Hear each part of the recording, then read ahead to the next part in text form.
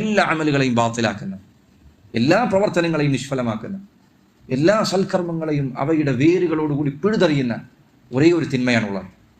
അത് ശിർക്കാൻ, അത് കുഫ്രാൻ, അത് ഇസ്ലാമിൽ നിന്ന് പുറത്തുപോകലാണ്, റിദ്ദറ്റാൻ, നിഫാഖാൻ, കപടവിശ്വാസമാണ്.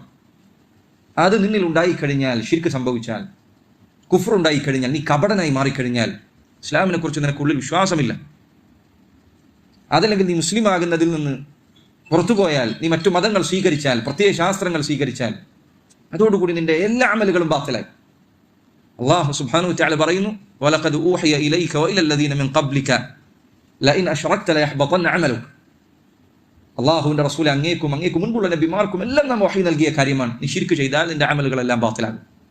അതുകൊണ്ട് സഹോദര, അല്ലാഹുവിനോടല്ലാതെ ദുആ ചെയ്യരുത്, അല്ലാഹുവിനല്ലാതെ നേർച്ചകൾ നേരരുത്, അല്ലാഹുവിന് വേണ്ടി അല്ലാതെ ബലിയർപ്പിക്കരുത്, അല്ലാഹുവിനോടല്ലാതെ പ്രാർത്ഥിക്കരുത്, അല്ലാഹുവിനോടല്ലാതെ സഹായം ചോദിക്കരുത്, അല്ലാഹുവിന്റെ മേലല്ലാതെ ബരമേൽപ്പിക്കരുത്, അല്ലാഹുവിനെ അല്ലാതെ അങ്ങേറ്റം സ്നേഹിക്കരുത്, അല്ലാഹുവിനോടല്ലാതെ അങ്ങേറ്റത്തെ ഭയം ഉണ്ടാകരുത്, അല്ലാഹുവിലല്ലാതെ അങ്ങേറ്റത്തെ പ്രതീക്ഷ ഉണ്ടാകരുത്, അല്ലാഹുവിലല്ലാതെ നിന്റെ കാര്യങ്ങൾ സർവ്വതും നീ ഏൽപ്പിക്കരുത്. ഒരു ഇബാദത്തും അല്ലാഹു അല്ലാത്തവർക്ക് നീ നൽകരുത്.